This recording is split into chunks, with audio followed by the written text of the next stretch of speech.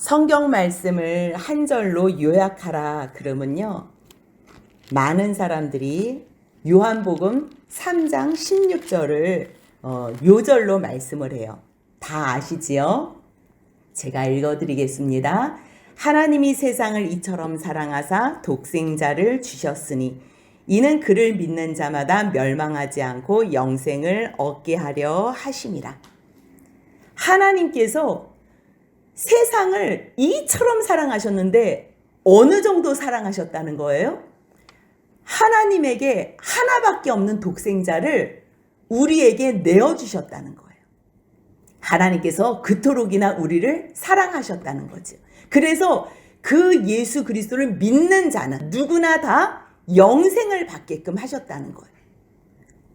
그러면 우리는 어떻게 생각하냐면 예수를 믿으면 우리가 영생을 받지만 예수를 못 믿으면, 우리가 예수를 믿지 않으면 심판을 받겠네? 그래서 우리들은요, 하나님께서 구원해 주시기로 예수를 주셨음에도 불구하고 늘 한쪽 마음에 어떠한 두려움이 있냐면, 내가 심판받는 거 아니야? 내가 심판받는 거 아니야? 나 심판받는 거 두려운데? 그러면서 그 심판받는 거에 대한 두려움에 우리가 두렵지 않으려고 예수를 믿는 사람들도 있다는 거예요. 근데요, 3장 16절 다음에 뭐라고 기록되어 있냐면요, 하나님이 그 아들을 보내신 것은 세상을 심판하려 하심이 아니래요.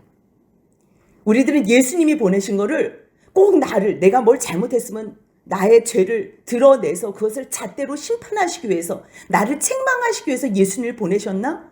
그래서 우리들은 두렵지만요, 아니라는 거예요. 예수님을 보내신 것은 심판하시기 위함이 아니고요, 예수로 말미암아 세상의 모든 사람들을 구원하시기 위함이라는 거예요.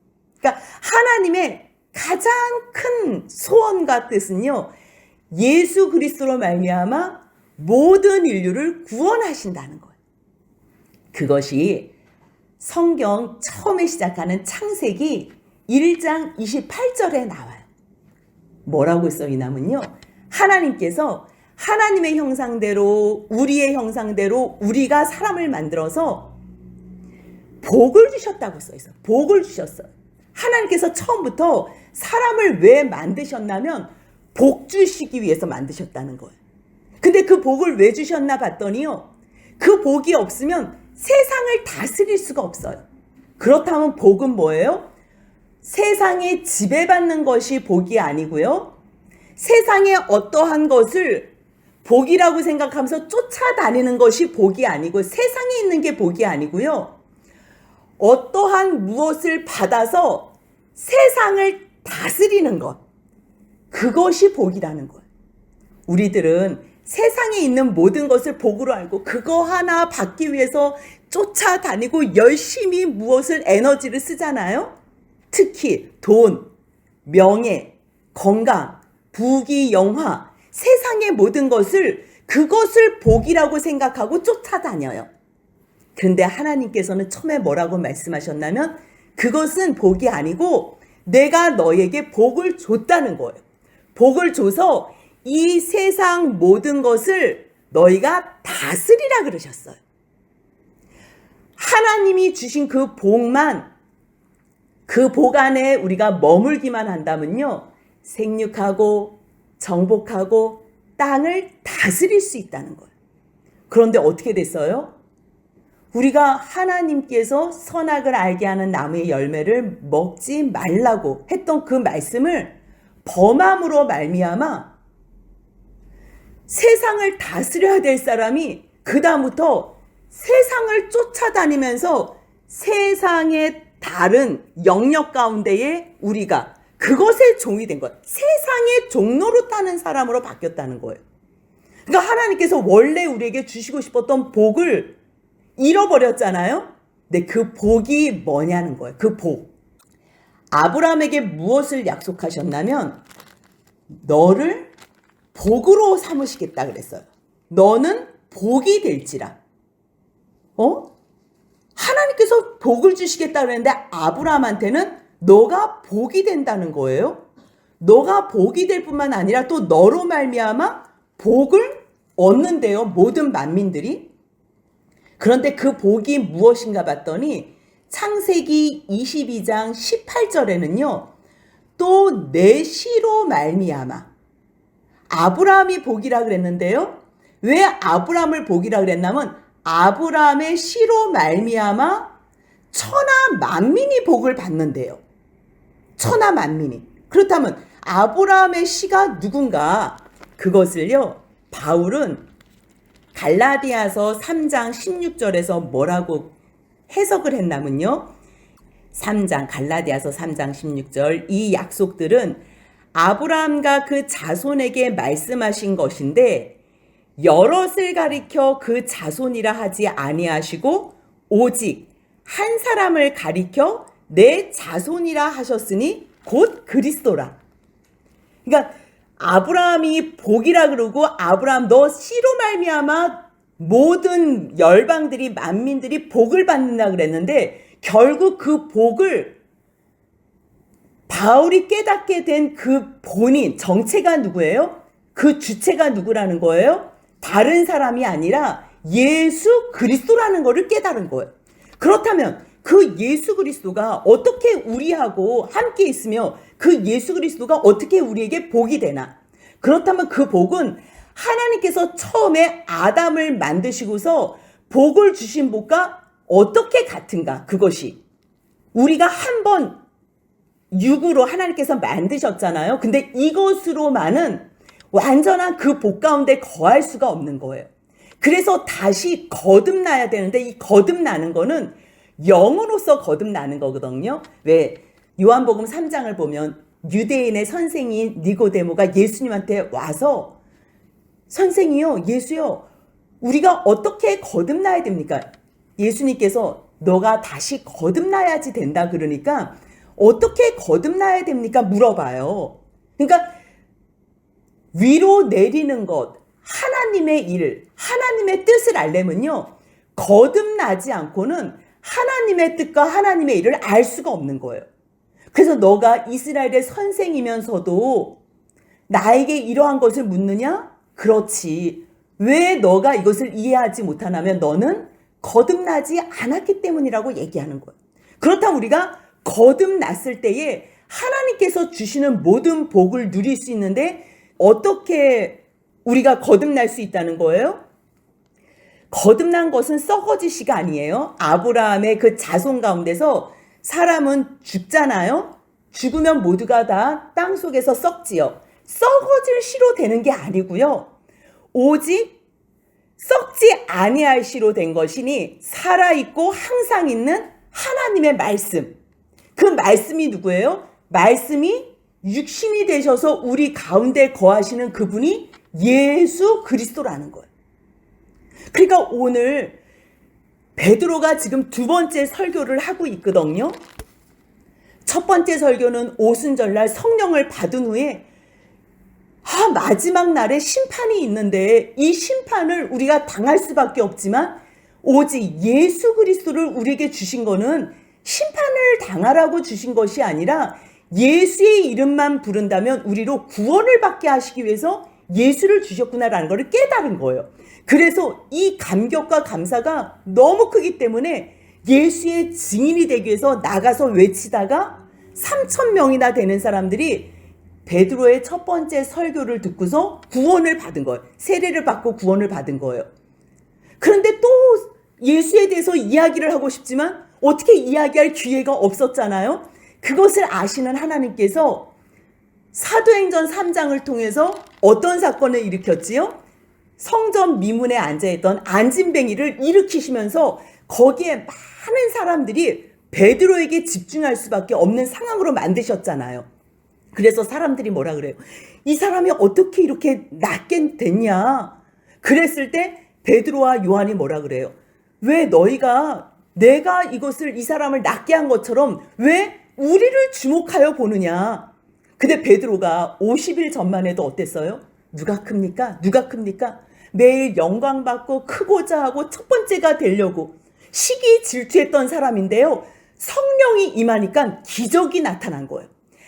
안진뱅이 40년 동안 태어나면서부터 한 번도 걷지 못한 사람이 뛰고 걷고 몸이 성하여진 게 그것도 기적이지만 사람들은 지금 그걸 기적이라 그래요.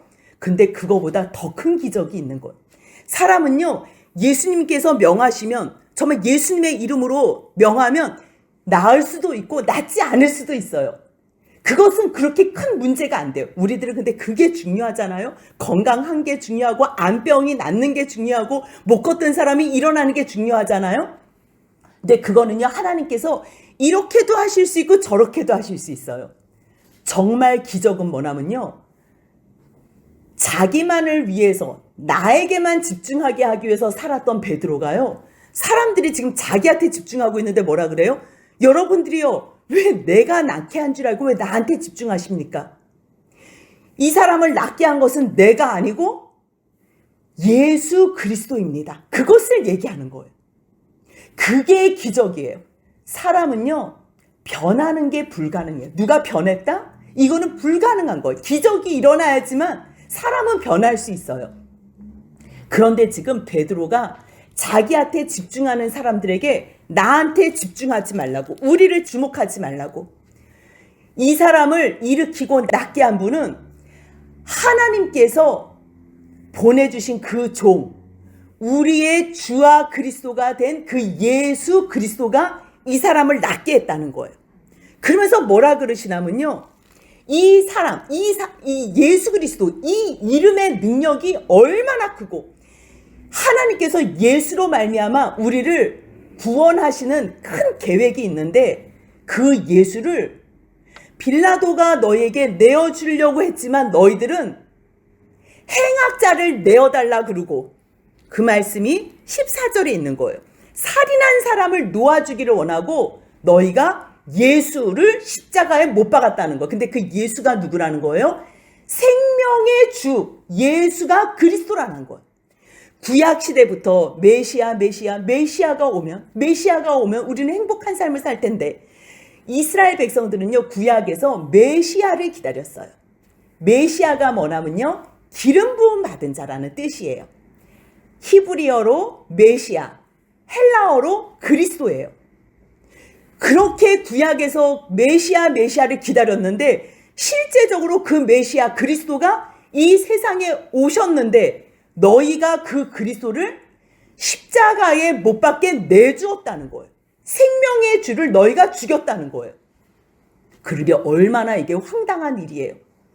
우리가 십자가에 주를 죽였다고?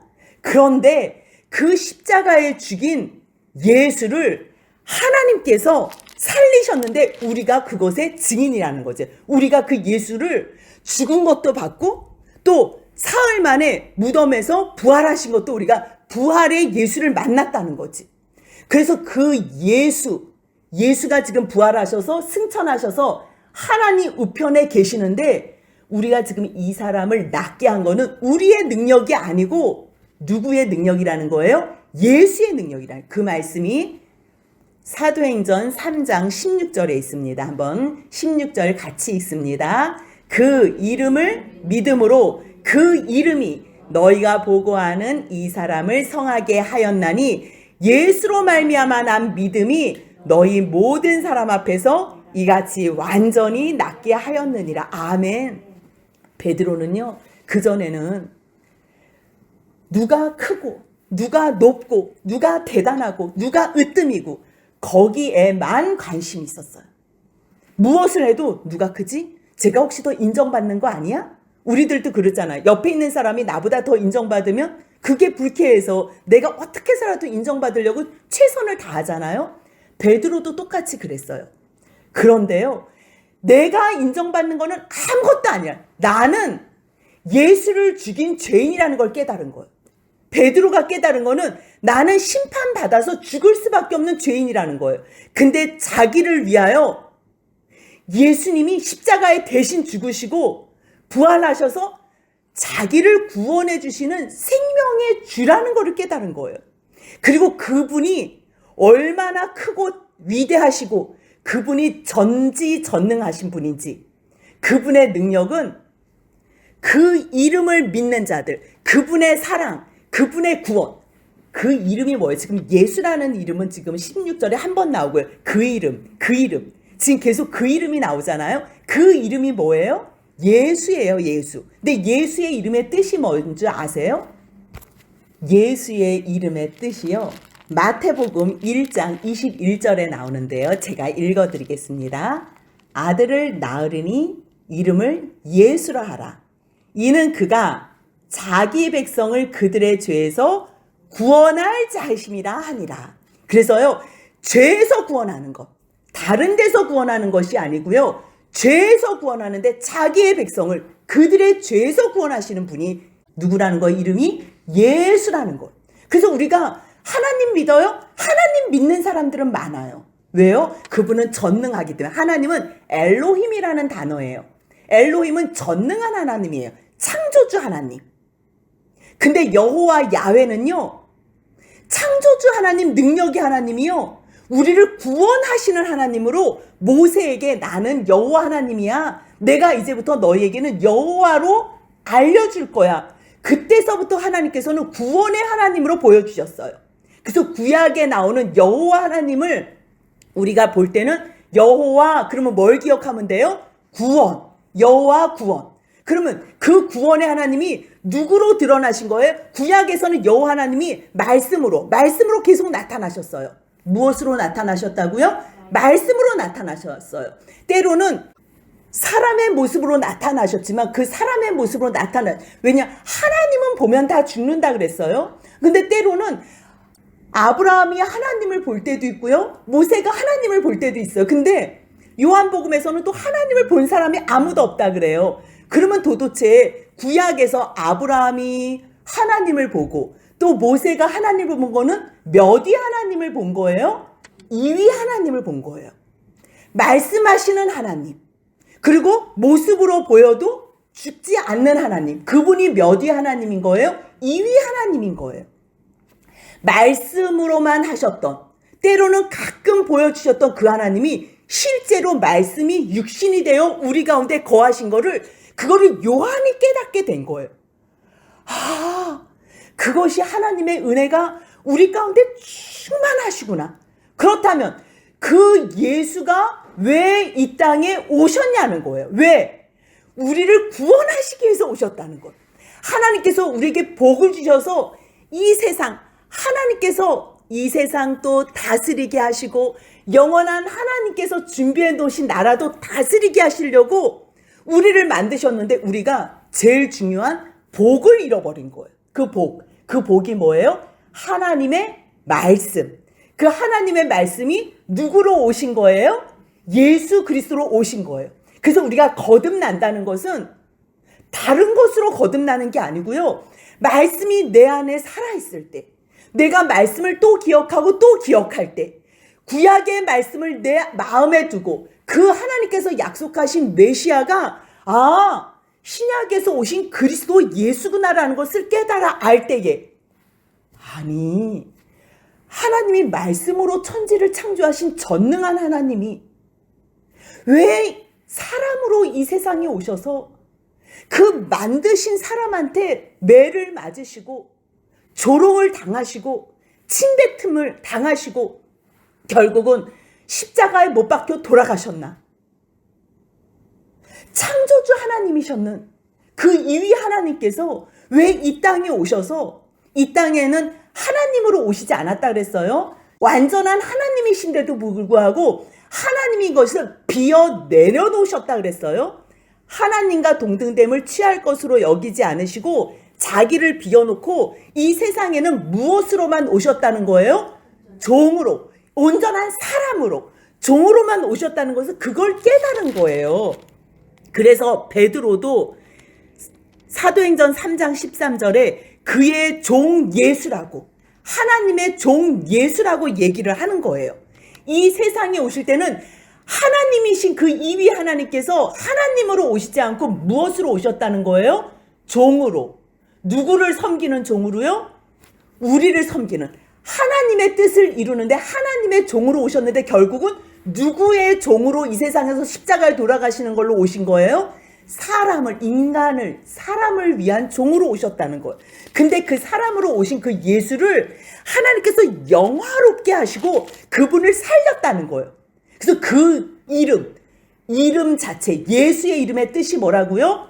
구원. 그러니까 구원하시는 그분, 우리를 죄에서 구원하시는 그분이기 때문에 우리의 모든 어려운 가운데서도 그 예수 그리스도께서 우리를 구원하신다는 것을 베드로는 확실히 믿은 거예요. 확실히. 그래서 못 걷는 사람이 걷게 된 거 내가 한 거 아니고 그 이름이 뭐라고요? 예수의 뜻이 뭐라고요? 구원하신 그 이름, 그 예수, 우리를 사랑하셔서 이 땅에 오셔서 십자가에 죽으신 그 예수로 말미암아 난 믿음, 그것만이 우리를 살리고 옆에 있는 사람을 세우고 살릴 수 있는 능력의 이름이라는 거예요. 그러면 얼마나 이 말씀을 듣는 사람들이 놀라겠어요. 잠깐만, 우리가 그토록이나 기다렸던 메시아를 우리가 빌라도에게 내어주고 십자가에 못 박으소서 했다는 거야? 정말 이 말씀을 들을 때 얼마나 좌절하겠어요? 그런 사람들에게 뭐라 그러냐면요, 형제들아, 너희가 알지 못하여서 그랬잖아. 너희가 만약 알았어 봐, 그 예수가 그리스도라는 걸 알았으면 너희가 죽였겠어? 나도 몰라서 나도 부인했거든. 그런 이야기가 지금 17절에 들어가 있는 거예요. 너희 알지 못해서 너희가 그랬고 또 너희의 관리들도 알지 못해서 그랬어. 그래서 위로해 주는 거예요. 처음에는요, 자기들이 무슨 죄를 지었는지 모르는 사람들에게는요, 너가 예수를 죽인 장본인이라는 거를 가르쳐줘요. 우리가 교회를 와서 설교를 들어요. 설교를 듣는데 그냥 하나님만 믿고 전능한 하나님만 믿는 설교는요, 우리를 편안하게 해줘요. 왜냐하면 죄 지어도 그분 하나님은 우리를 사랑하시고 전능하셔서 우리에게 이 세상에서 잘 먹고 잘 사고 편안하게 으뜸되게 살게 해주실 전능한 하나님이니까. 그래서요, 하나님을 믿으라 그러면요, 편안하게 믿을 수 있어요. 그런데요, 여러분들 예수를 믿어야 됩니다. 예수를 믿어서 구원을 받아야 됩니다. 이 말씀은요, 어려워요. 왜냐하면 예수는 누가 믿냐면 누가 필요해요? 예수는 죄인이 필요해요. 그래서 바리새인들과 많은 서기관들이 예수님을 막 책잡으러 왔을 때, 야, 너 죄인들의 친구냐? 너 왜 세리와 죄인들하고 같이 먹고 마시냐? 예수님한테 그렇게 물어봤을 때, 건강한 자에게는 의원이 쓸데없고 병든 자에게만 의원이 쓸데 있는 것처럼 나는 의인을 위해서 온 것이 아니라, 예수의 이름이 뭐라 그랬어요? 누구를 어디서 구원해요? 자기의 백성을 그들의 죄에서 구원하잖아요. 그들의 죄. 그러니까 죄에서 구원을 받길 원하는 사람들을 위해서 예수님이 오신 거예요. 그렇기 때문에 교회는 누가 다니냐면 내가 죄인이라는 것을 고백하는 사람들이 다니는 게 교회고요. 그것이 보이는 유형교회고, 마지막에 하나님께서 예수로 말미암아 만드시길 원하는 무형교회. 교회의 머리 되신 분이 예수 그리스도고, 우리들은 교회의 몸으로서 한 지체가 되는, 교회가 되는 한 몸으로서 하나님께서 세우시는 이 교회. 그것이 예수님과 우리가요, 떨어질 수 없는 불가분간의 관계라는 거예요. 온전하게 하나로. 그러면 우리는 그래요. 우리는 예수님을 죽인 적이 없어요. 우리는 2000년 전에 살지도 않았고 우리는 예수님을 죽인 적이 없어요. 그렇게 생각할 수 있잖아요. 그치요? 그런데 교회는 누가 머리라 그랬어요? 지금? 예수님이. 우리는 뭐라 그랬어요? 몸이라 그랬어요. 근데 우리가 몸으로서 머리가 지시하는 대로 쫓아다니면 우리가 예수님 안에서 교회가 돼요. 보이지 않는 무형교회. 근데 예수님을 머리로 두고 예수님의 명령 가운데서 예수님을 머리로 삼고 우리가 몸이 순종하면 예수님을 살리는 거지만, 우리가 예수님의 말씀을 듣지 않는다는 거는 예수님을 머리로 어떻게 한다는 거예요?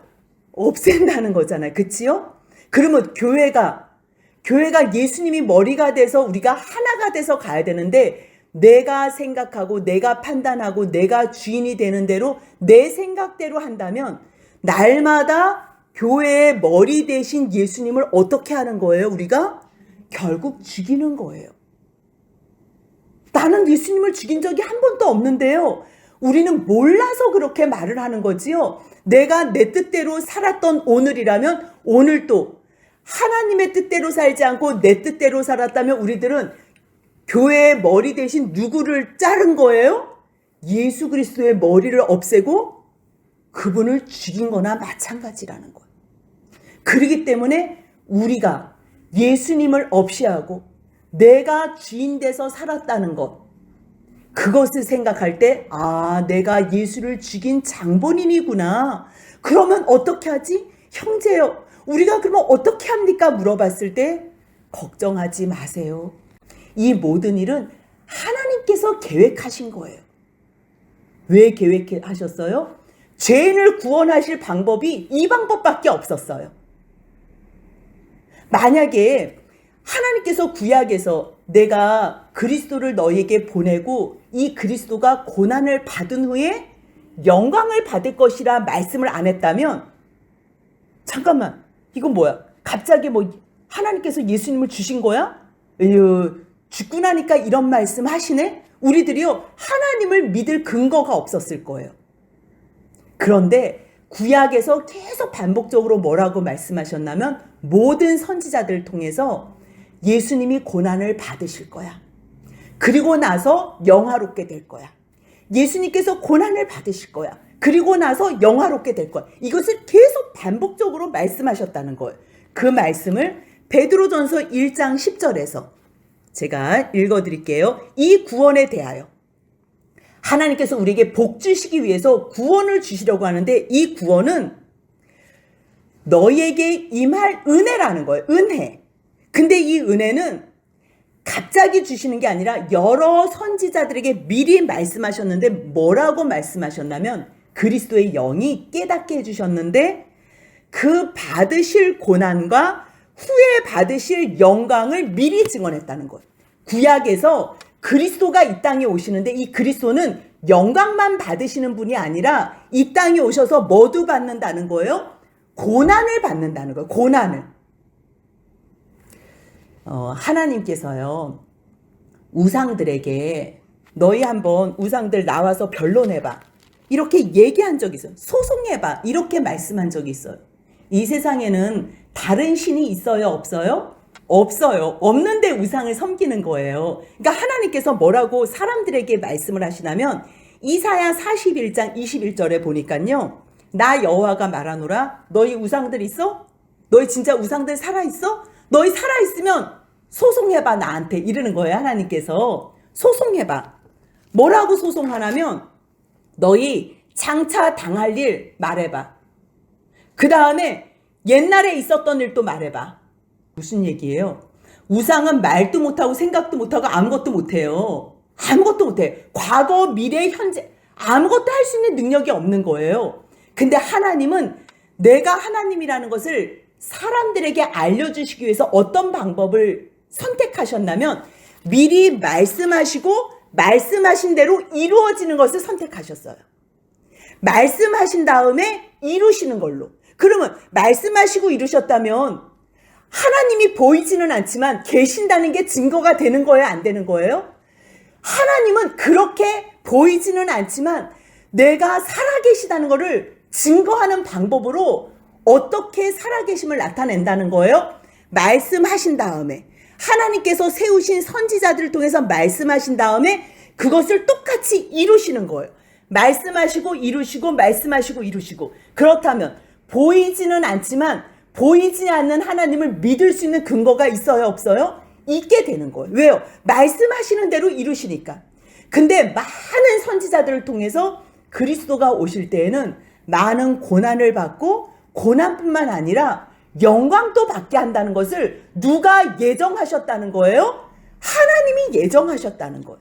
그 말씀이 18절에 있습니다. 같이 한번 읽습니다. 그러나 하나님이 모든 선지자의 입을 통하여 자기의 그리스도께서 고난 받으실 일을 미리 알게 하신 것을 이와 같이 이루셨느니라. 고난 받으신 것을 지금 너희들이 빌라도에게 내어줘서 십자가에 영광의 주 생명의 주를 죽였잖아. 그렇게 말하니까 이 사람들이 지금 너무 마음이 좌절이 된 거예요. 내가 죄인이라는 것을 모르는 사람한테는요, 너가 죄인이다, 너가 예수를 죽였다는 것을 가르쳐 줘야 돼요.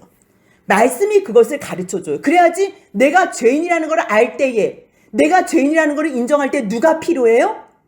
예수님을 구하고 예수님이 필요할 거 아니에요. 예수님은 필요한 사람들만 찾아가서 그들을 구원해 주잖아요. 그렇기 때문에 말씀이 선포되는 곳에는 첫 번째로 내가 예수를 죽인 죄인이라는 것을 알아야 돼요. 그것을 내가 인정하는 게 첫 번째예요. 근데 내가 예수를 죽였다는 것을 깨닫게 되면 너무 괴롭잖아요. 왜요? 그 예수님이 나를 위해서 구원하시려고 오셨는데 그 예수님을 내가 죽였다니 얼마나 이 마음이 아파요? 가슴이 아픈 사람들에게는 하나님께서 어떤 위로를 해주시냐면, 걱정하지 마. 너가 몰라서 그랬잖아. 이거 내가 원래 미리 예정한 거야. 너가 죽였지만 내가 이것은 고난 받을 것이라고 알고서 내어준 거지 모르고서 당한 거 아니니까 너무 속상해하지 마. 이것 봐. 여기 성경에도 다 이렇게 써 있지? 여기 성경에 다 고난 받는다고 써 있으니까 너무 속상해하지 말라고 위로해 주시는 거예요. 하지만 이 위로가 위로로 끝나면 안 되고요. 19절 같이 한번 읽습니다. 그러므로 너희가 회개하고 돌이켜 너희 죄 없이 함을 받으라. 이같이 하면 새롭게 되는 날이 주 앞으로부터 이를 것이요.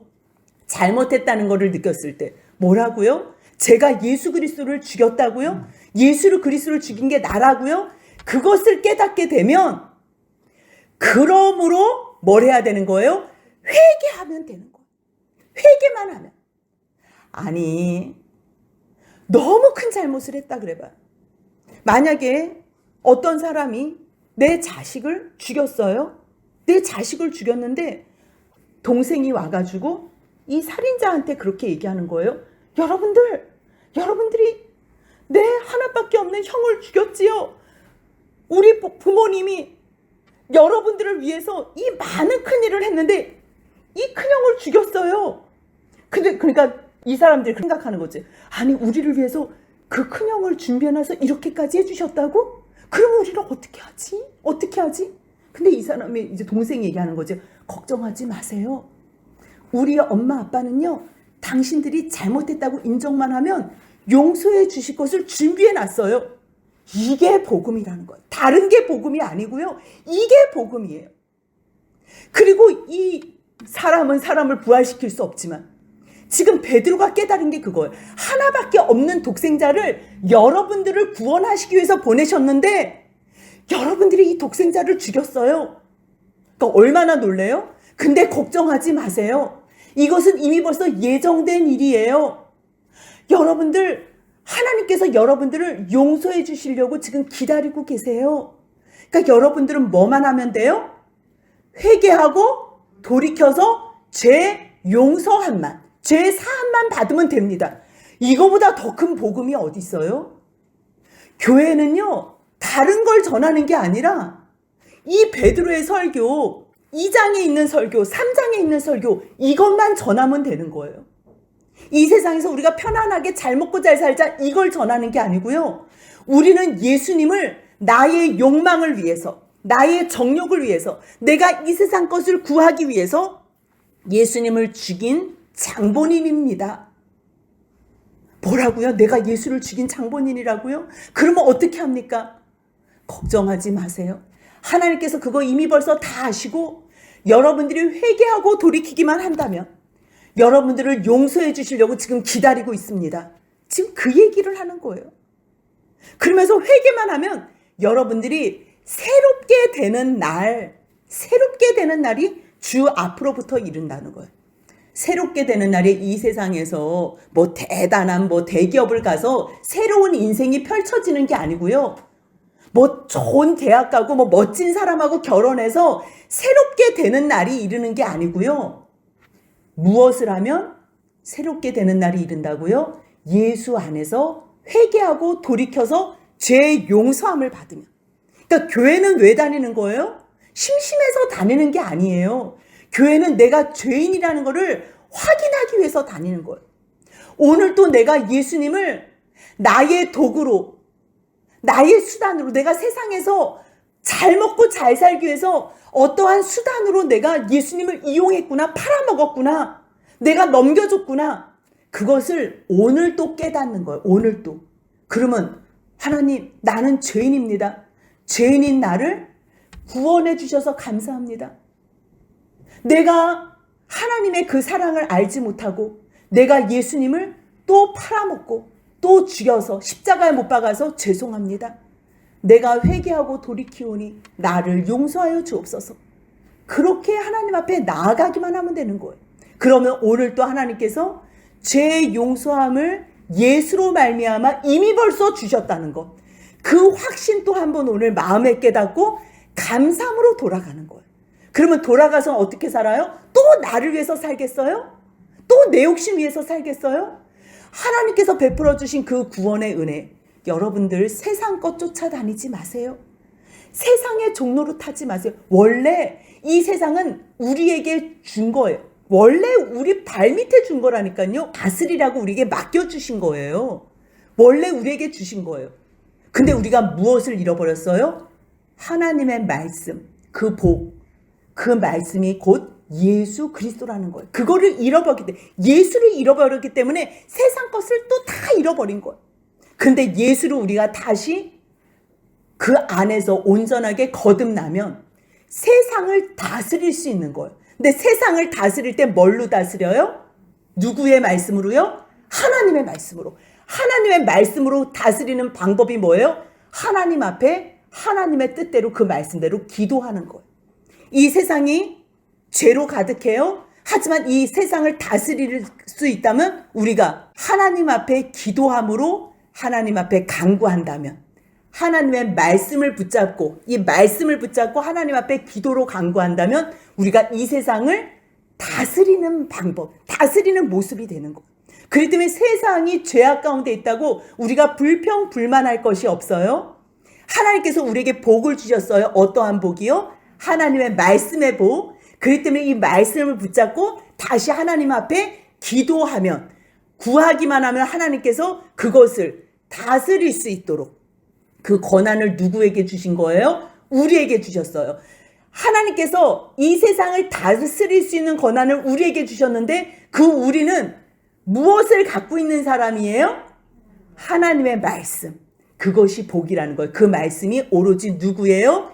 예수 그리스도. 결국은 예수 그리스도의 그 사랑, 그 은혜로부터 온 하나님의 모든 계획을 아는 사람들만이 예수로 말미암은 믿음을 갖고서 이 세상을 담대하게 살 수 있는 거예요. 그래서 지금 베드로는 다른 것에 집중시키지 않고 모든 것을 다 어떤 한 분한테만 집중시키고 계시는 거예요.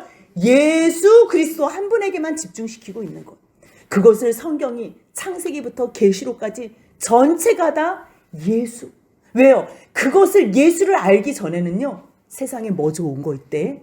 세상에 뭐가 유행한데? 세상에 어떤 방법으로 하면 우리가 편하게 잘 먹고 잘 살 수 있대? 세상 거에만 관심이 있을 수밖에 없지만 그것은 진정한 복이 아니에요. 가져도 부족하고 소유해도 아무리 1등 그 자리를 유지해도요, 이 허탄한 마음은요, 이 사람의 마음은 하나님의 말씀 외에는 다른 것으로는 절대 채워질 수가 없어요. 오직 하나님의 말씀, 예수의 사랑. 그러니까 하나님의 사랑이 나타난 분이 누구예요? 예수 그리스도. 그러니까 그분이 내 안에서 완전히 해석이 되면요, 그 이름, 나를 위해서 구원하시려고 하나님인데 이 땅에 사람으로, 아니 사람을 섬기는 종으로 오신 그 예수의 이름의 사랑, 그 믿음으로 말미암아 우리가 이 모든 일들을 할 수 있다는 것.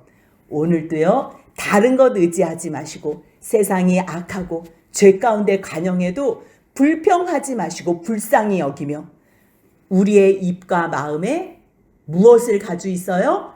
하나님의 말씀, 예수 그리스도. 하나님의 말씀, 하나님의 사랑이 나타난 분이 누구예요? 예수 그리스도. 그 사랑이 있으면요, 우리들은 하나님의 자녀로 살 수밖에 없다는 것. 그래서 나도 이 세상에서 자유한 구원 백성으로, 또 내 옆에 있는 사람들도 하나님의 자녀로 잘 살 수 있도록 그것을 위해서만 기도하는 저와 여러분들이 되며 주님의 뜻을 이루어드리길 소원합니다.